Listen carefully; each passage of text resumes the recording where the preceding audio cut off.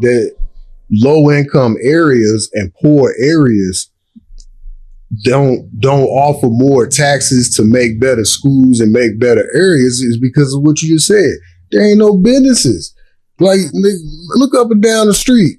Vacant houses everywhere. Vacant businesses that people just said, fuck it, I'm done. And just left. Mm-hmm. You know what I'm saying? And whereas you go to predominantly white school or predominantly white areas. What's your podcast talking about? Black everything. Black everything. All right, everybody. Thank you very much for showing up. This is Black Everything with your host, Greg. It's my brother Wendell. And we back again with another subject for you.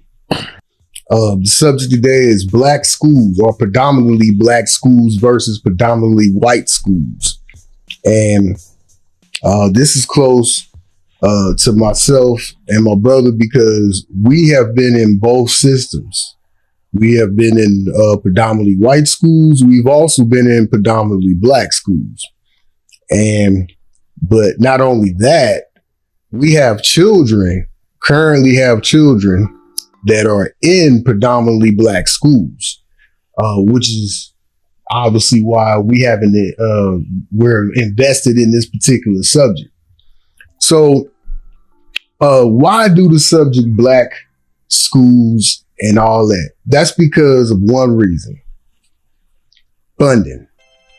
Predominantly black schools are incredibly underfunded. Just to throw a fact out there for you, if the data shows that school districts attended predominantly by students of color receive $23 billion less in funding than primarily white districts. So now obviously they're going to have a bunch of reasons for that. But I want to get that fact out there first. And then we're going to start this off by my own personal experiences with this. Do you want me to pause, bro, so you can? No, I'm listening to you. It just don't look good on camera though, bro. You know what I mean? But okay, never mind. Anyways. So the reason this is something that I personally witnessed is an issue. When I went to an all predominantly white school, the curriculum was challenging. The teachers held you accountable. If you needed additional attention, you got it. Whether it be after school programs, tutoring, or even if the teacher got to put you to the side in the back of the room to go over some sort of lesson or some sort of teachings that he or she wants you to teach, they will give you that time. And that seems to be a very dominant trait in predominantly white schools. Whereas when I went to a predominantly black school, I actually ended up graduating from one.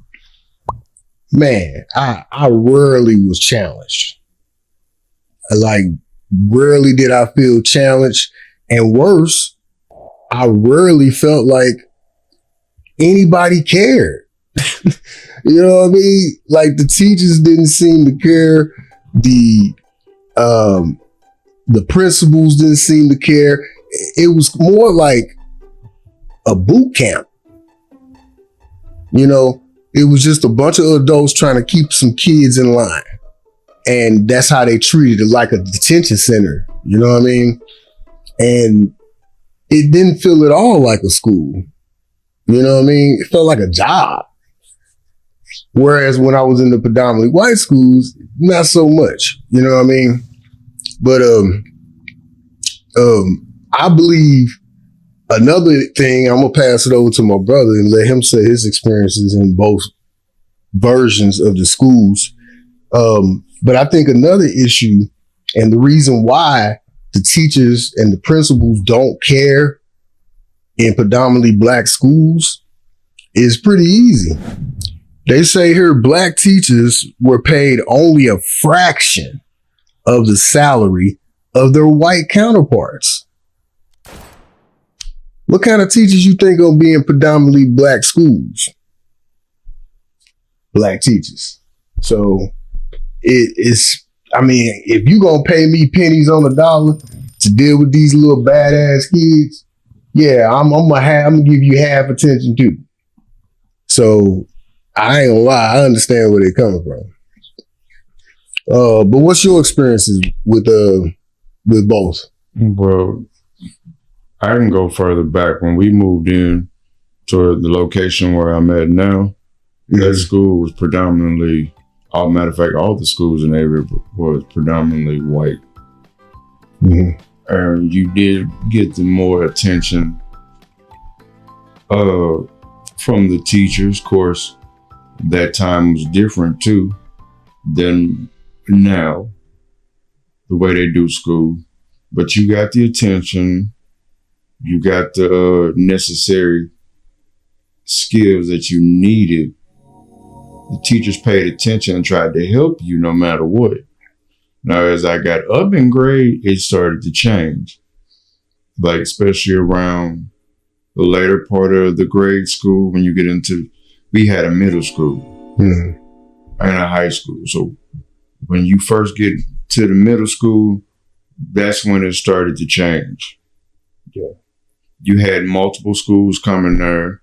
You had some teachers that gave a damn. I never saw any on my behalf per se. Now, is this when it turned to predominantly black? Yeah, it was predominantly black then. By then, the area had started to shift out here. So, in other words, I'm just going to elaborate on what he's saying. He moved out to an area that was predominantly white in like the 80s, something like that. Mm-hmm. And over time, within that decade, it turned to predominantly black. Yeah. Which in turn made the schools become turn from predominantly white to predominantly black. So do you think that that funding will just cure it all though? Do you think if the predominantly black schools just receive more funding, that's the cure all right there? Let's see, you say more funding.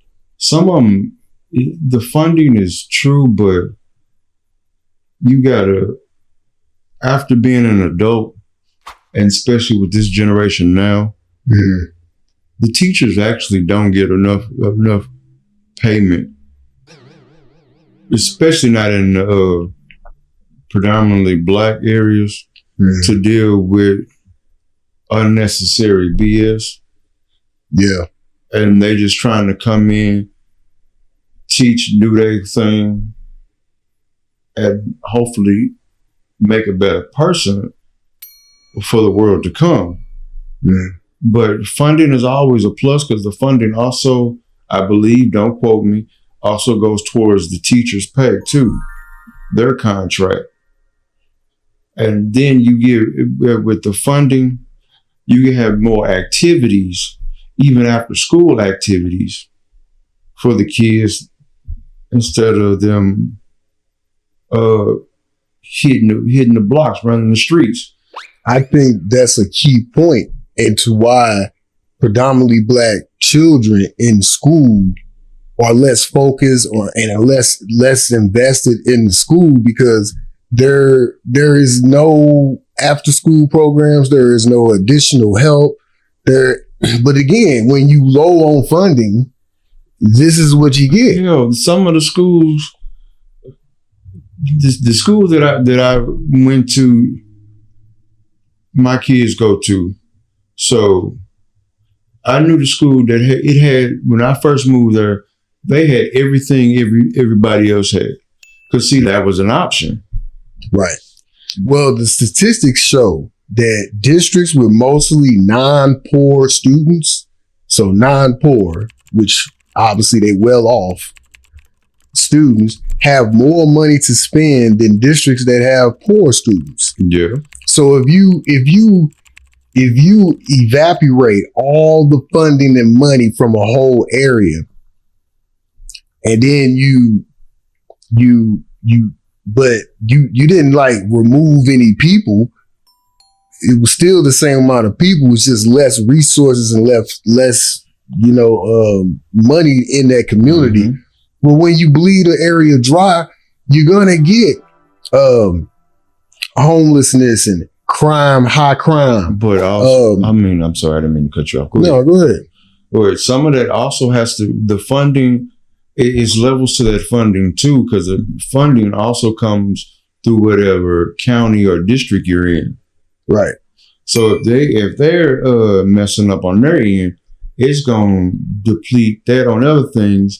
And if they're not showing interest or trying to get new items, businesses, or things of enjoyment to bring money in, it also hurts the funding of the district also, not just the property taxes that's in the building. Well, you just hit on a key point.